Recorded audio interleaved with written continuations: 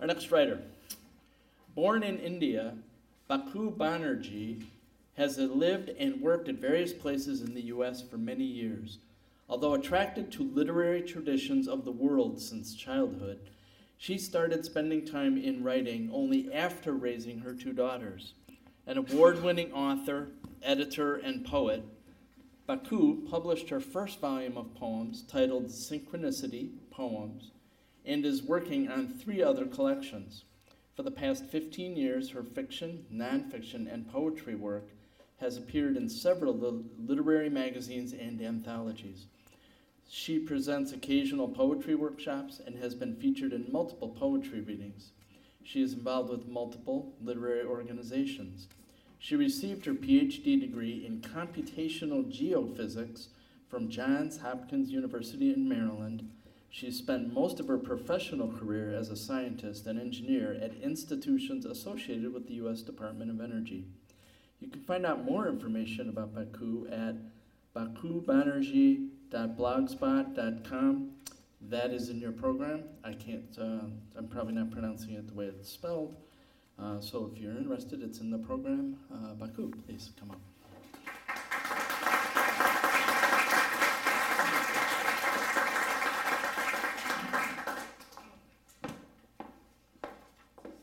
Hi, everybody.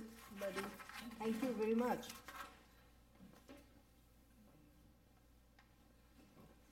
So, I'm going to take you to a slightly different world. My world is, as you have heard, that it is kind of eclectic, right?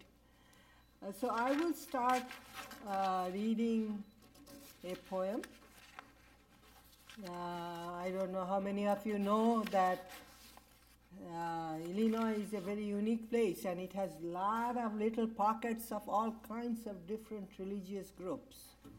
So recently I visited a place called Bishop Hill in Illinois, somewhere in the middle. And there, so some of these religious groups come and they vanish. I don't know why, but I'm going to read the poem that is titled The Cemetery at Bishop Hill, Illinois. Midday sun glowers overhead as I drive along the rolling road. Through cornfields reaching for the sky, competing with windmills mighty high. Swishing sounds make the air eerie. In this empty land, I become weary. Near the ground saturated by heavy rain, a spooky mist hovers over fields of green. Finishing touristy duties of visiting gift shops, a tiny museum, and admiring tall hollyhocks leaning against the fence, I pause by the sidewalk to make sense of old bones buried in the cemetery of Bishop Hill. Their story is legendary. Long ago, Eric Jansen and his fellow men of thousands came here from Sweden. They wished to work in peace and to live with their tools and trades just like me. But I hide my implements inside my brain. They were true to beliefs of their own, trying hard to sustain like me. Except I carry my spirituality inside my heart. Lush vegetation, trees and critters hidden whisper ethereal messages in unison. As I enter, mosquitoes buzz in protest, attacking me for disturbing their rest. Camera in hand, I sneak into the ground, but the tree-lined avenue I skirt around. Any ghosts in daylight?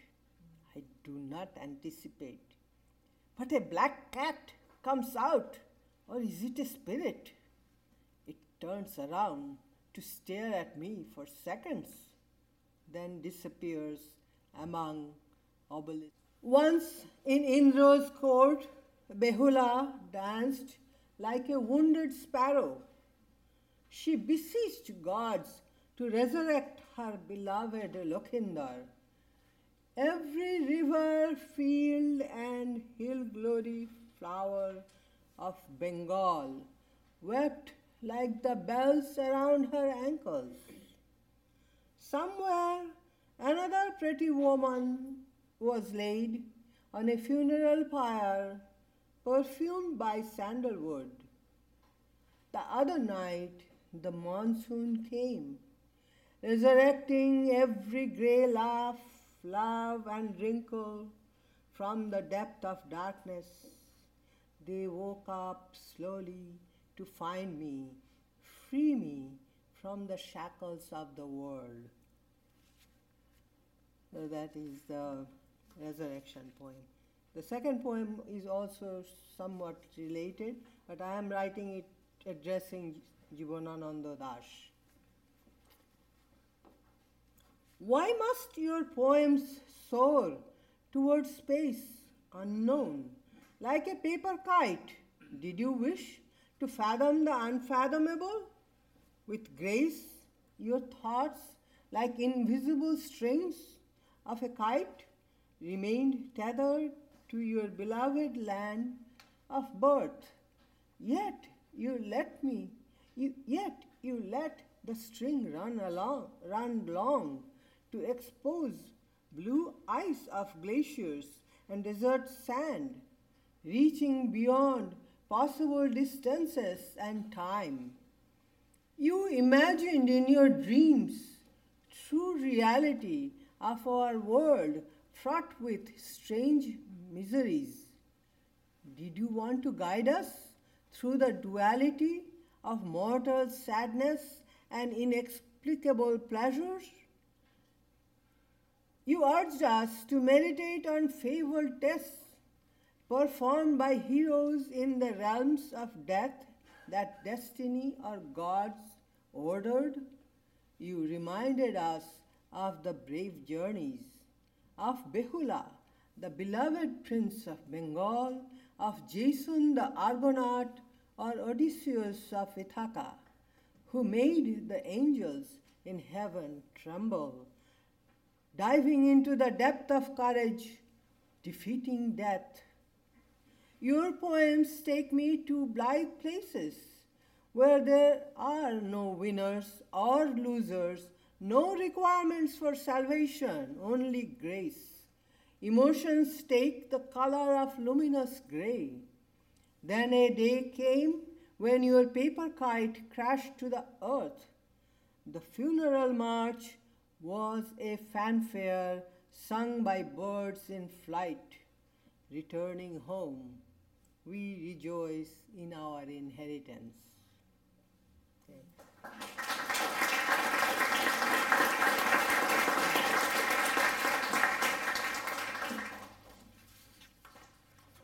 So,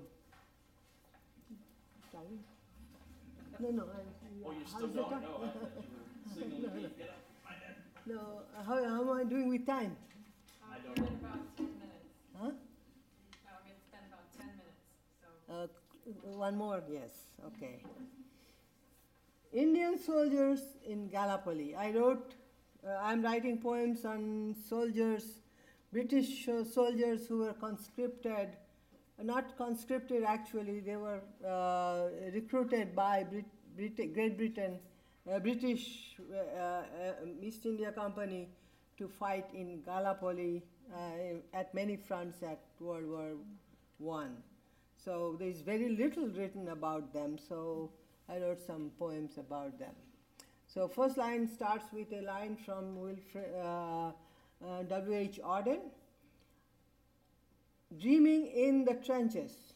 Under the padded quilt, he closed his eyes and dreamt of the bride left behind in the stone cottage that smelled of dry clay, where rain was rare and it never snowed. He dreamt of his child bride running with friends. In the muddy trench, he was used to the stench of dry blood and rotting flesh. The dream of returning to his faraway village recurred. He wished to play hide and seek with his bride in the golden wheat field. If that day ever came, he would long for his mother's cornbread, hot and smoking. But he must never tell his bride about the tricks he learned from city women of Europe. Thank you.